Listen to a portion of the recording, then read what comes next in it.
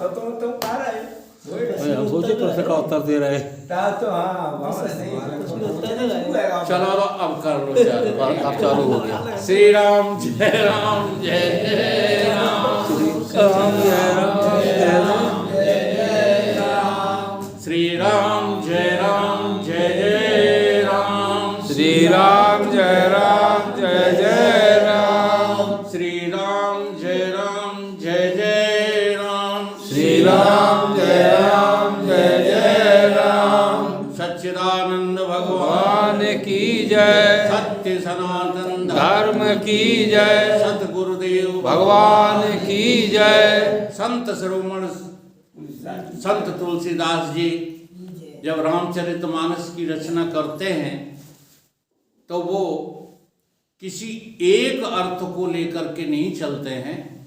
उनकी जो है मानस में तीनों सत्ताओं का समाविष्ट है। तीन सत्ताएं कौन कौन सी होती हैं? व्यवहारिक सत्ता, जो अपन लोग व्यवहार करते हैं, ये व्यवहारिक सत्ता है।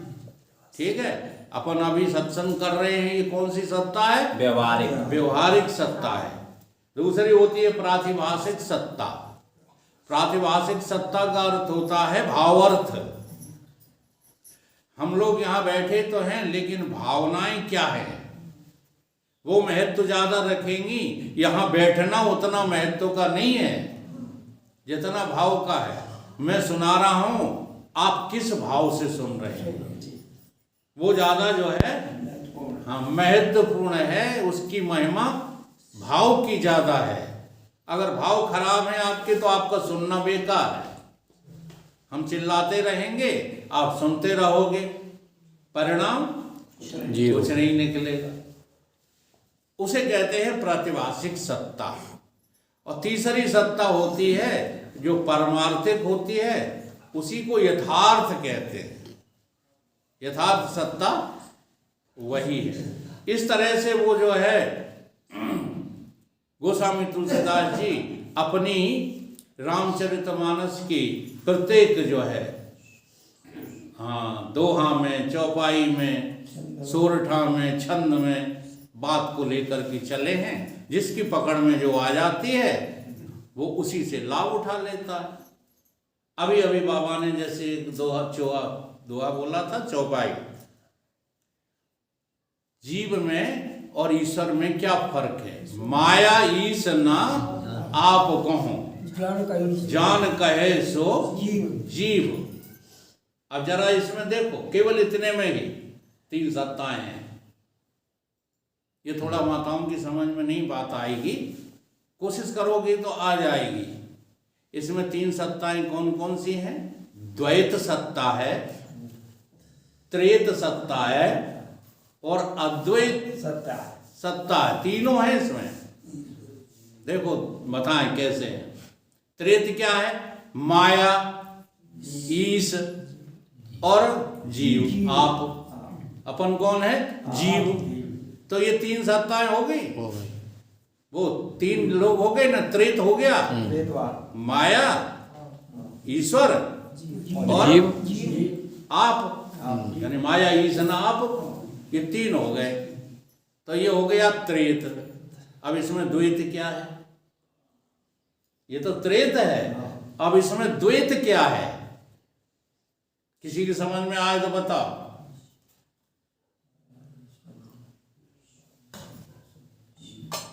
माया,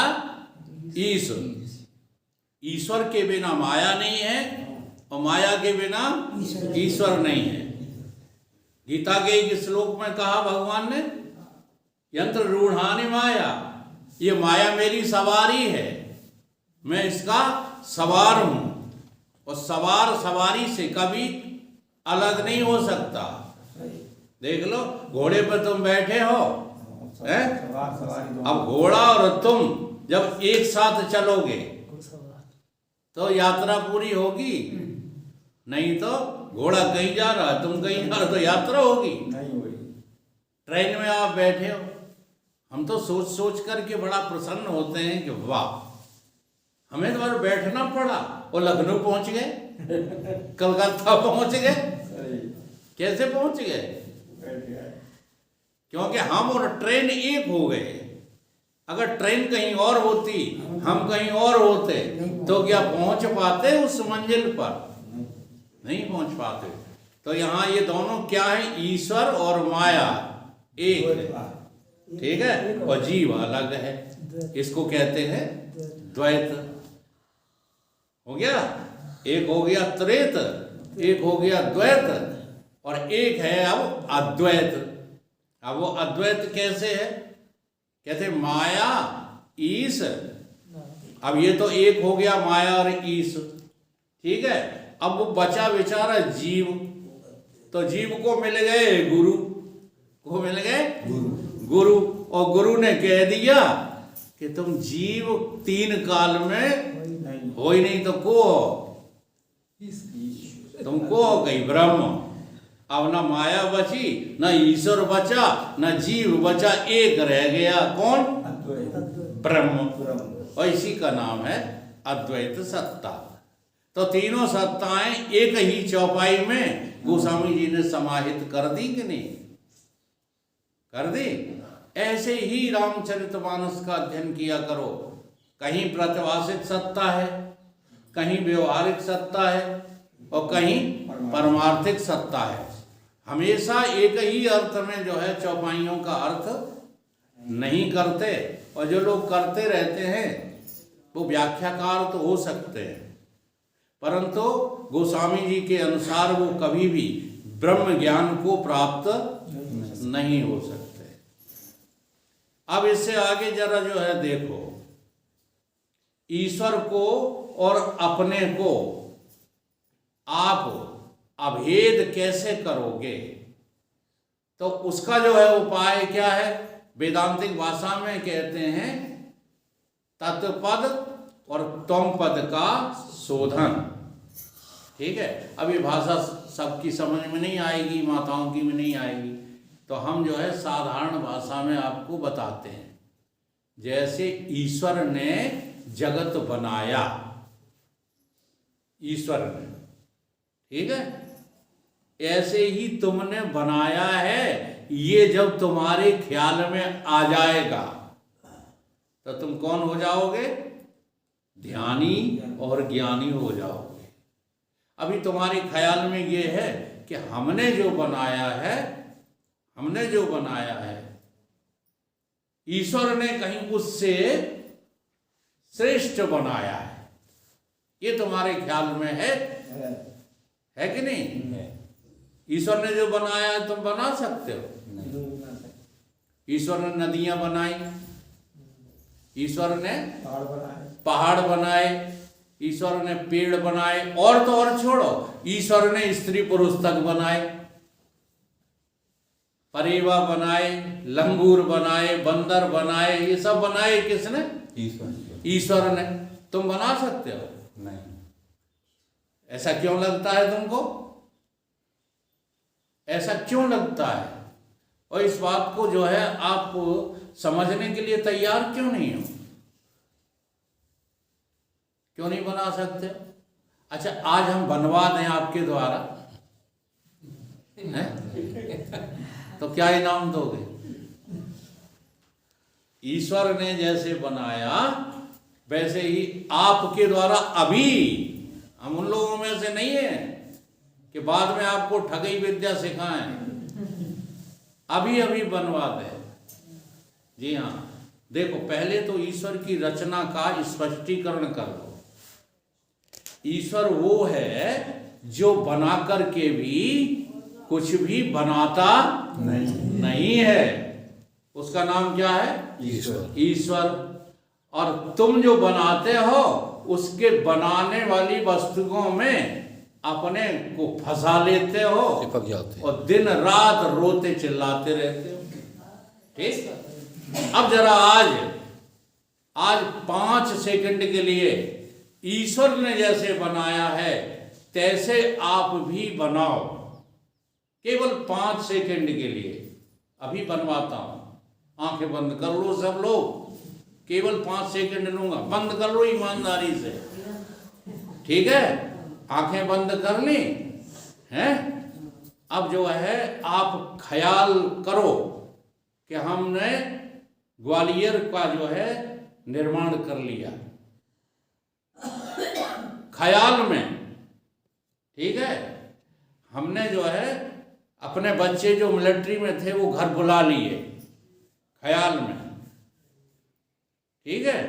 ख्याल में आप करोड़पति बन गए हो, ख्याल में आपकी दुकानें चल रही, ख्याल में। अब थोड़ी देर के लिए अब ये ख्याल छोड़ दो, आंखें खोल लो। कुछ बना था? कुछ नहीं बना। फिर क्या बना रहे थे? ख्याल बना। हाँ, तो जो कुछ तुमने बनाया वो आपने बनाया नहीं, कि बनाया। ईश्वर कौन है? वही तो है ईश्वर, जो बना करके और कुछ भी नहीं बनाता, उसका नाम ईश्वर है। तो बोलो तुम अपने ईश्वर निकले कि नहीं निकले? बोलो निकले। अब इस पर तुम कतई जो है ध्यान ही नहीं देते हो, इसलिए भगवान ने नमूना दे दिया। नमूना क्या है? सपना। आपका जो सपना है वो इस बात का नमूना है, ये सिद्ध करने के लिए कि ये जगत जिसे तुम अपना बनाकर और अपनी छाती से चिपकाए फिर रहे हो, ये मात्र सपना है। क्या है? उमा कहूं में अनुभव अपना, सत हरि भजन जगत सब, ये सब सपना है। परंतु इस सपने को तुम सपना स्वीकार क्यों नहीं कर पा रहे हो? क्योंकि सपनों पर आप विचार नहीं करते। सपनों पे विचार करने का नाम ही तो ध्यान है, ख्याल है। अब उस ख्याल में कभी आप आते ही नहीं हो। भक्ति करते हो, जाने काय की भक्ति करते हो। इस व्यवहारिक जो है प्रक्रिया को ज्यों का त्यों अपनाते रहने का नाम भगवान की भक्ति नहीं है। तुम अपने जैसे भगवान बना लेते हो। भगवान कहते नहीं, प्यारे तू मेरा इतना जो है प्रिय है कि तू मेरे जैसा हो जा, मैं तो कभी तेरे जैसा हो नहीं सकता। कबहू के कर करुणा नर देही। अब उनकी करुणा क्या है? तुमसे कुछ मांग रहे हैं भगवान, हैं? तुमसे अपना उपकार करना चाहते हैं। बोलो, आज तक भगवान ने किसी से कुछ मांगा हो? लेकिन बिना मांगे ही आपको सब कुछ दे दिया। क्यों दे दिया? भोगने के लिए। परंतु मूर्खों की ये बात समझ में नहीं आती, लगे हैं भोगने में। और इतनी बुरी तरह लगे हो कि वहां का जो है खूंटा बस चौपाई गा लेते हो, बंधो कीर मरकट की नाई। अच्छा, काहे बंधे हो? ईमानदारी से बताओ।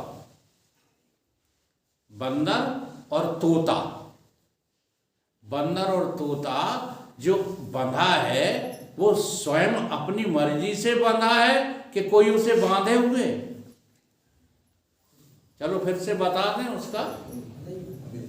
तोता जो होता है, जय श्री राम, जय श्री राम। तोता जो होता है वो घूमती हुई गिर्री को पकड़ लेता है कस के, और गिर्री घूमती है और वो गिर्री को छोड़ता नहीं है और मारा जाता है। बंदर जो है अपने हाथ में चना मुट्ठी बांध लेता है और वो जो बर्तन होता है छोटे मुंह का सुराही, हाँ, तो उसमें जो है उसकी मुट्ठी फंस जाती है। अब वो मुट्ठी छोड़ता नहीं है और मारा जाता है। ठीक है, ऐसे ही आपने क्या किया है? चना मुट्ठी में बांध लिए। बता दूं आपके चना, ये दुकान मेरी है, मैं इसके बिना जिंदा नहीं रह सकता। ये क्या है? ये चना है। हाँ, ये हमारी पत्नी है, ये हमारा पति है, ये हमारे बच्चे हैं, इनके बिना तो जिंदगी बेकार है। ये क्या है? मुट्ठी भर चना है, इसके अलावा और कुछ नहीं है। अब इस मुट्ठी को तुम छोड़ना नहीं चाहते, सत्संग खूब करो, क्या फायदा? बल्कि बदनाम और करते हो। जो तुम्हें सिखाता है ना, उसको बदनाम करते हो। तुम्हारे पड़ोसी कहते इतने दिन हो गए उनकी ट्रेनिंग में जाते जाते, ढका तो हुआ नहीं तुम में, तो बदनाम कौन हो रहा है? तुम नहीं हो रहे हो, बदनामी हमें मिल रही है। और तुम जो है मुट्ठी चना की छोड़ना नहीं चाहते। हाँ, क्या है नहीं बता दो। तुम नहीं छोड़ोगे, लेकिन वो मदारी तो तुम्हें मार मार के छुड़ा लेगा।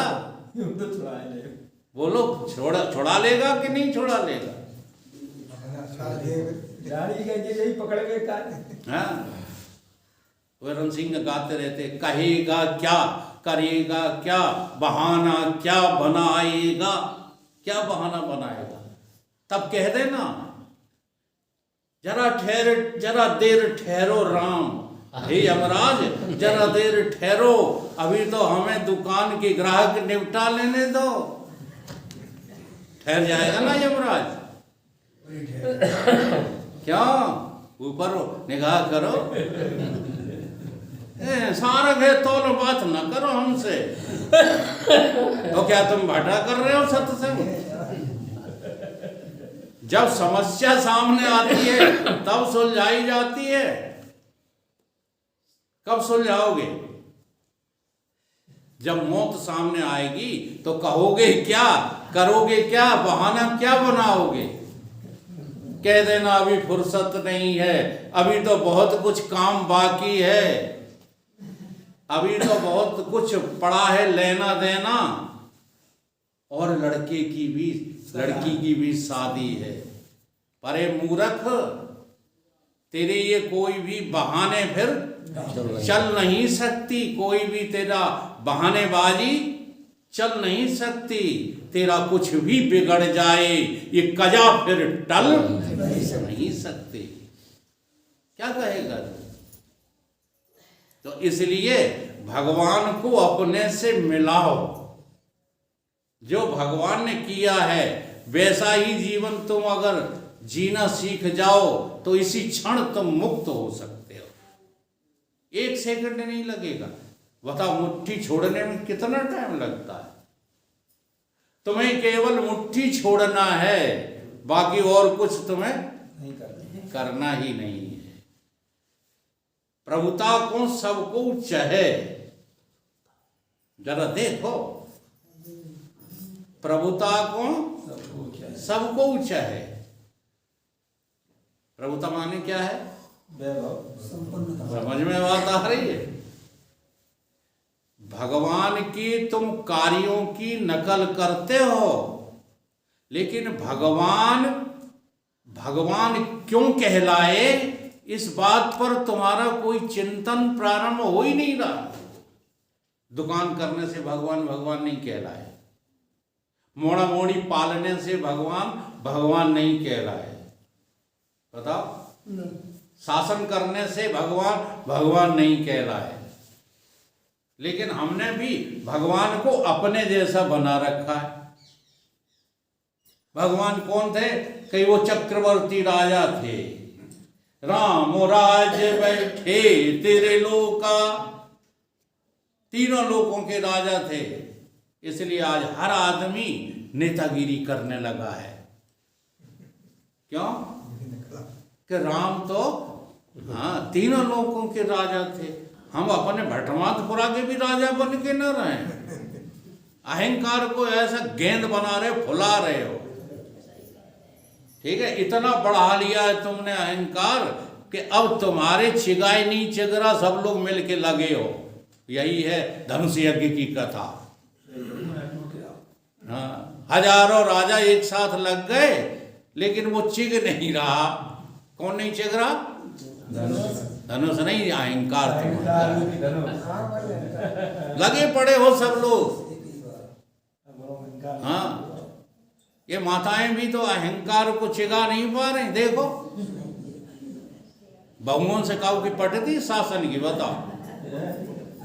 बहुओं से सासों की पटती है। अच्छा, किन का अन्याय ज्यादा है, बहुओं का कि सासों का? शासन अन्याय करो, अब पग कर रहेंगे। सही बात बताए तो जैसी बहू है तैसी सास, कोई फर्क नहीं है जरा सा भी। क्यों?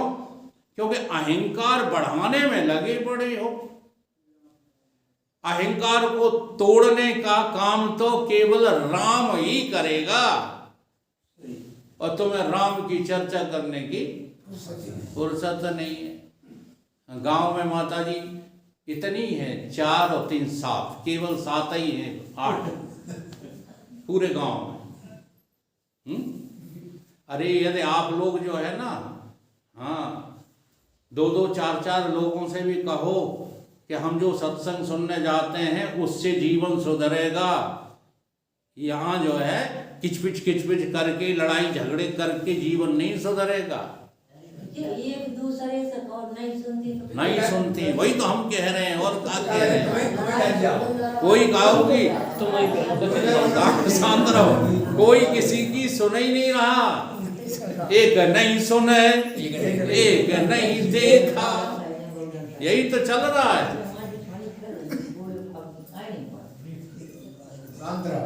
हरई शिष्य धन शोक न हरई, ते गुरु घोर नरक। अब तुम ऐसे ही गुरु हो कि तुम्हारी कोई सुनता ही नहीं। अच्छा, हम ऐसे गुरु हैं, देखो जरा फर्क समझ लो। तुम ऐसे गुरु के तुम्हारी कोई सुनता नहीं है। अब जब तुम्हारी कोई सुनता नहीं है तो तुम जो है कह देते हो कि ना सुनो, हमें काम मतलब, सही बात है ना। और हम ऐसे गुरु हैं, तुम सुनो ना सुनो, हम सुनाएंगे। सुनो ना सुनो पर सुनाई गई। ये हमारी जो है जिंदगी होना चाहिए। हम राम के लिए जन्मे हैं,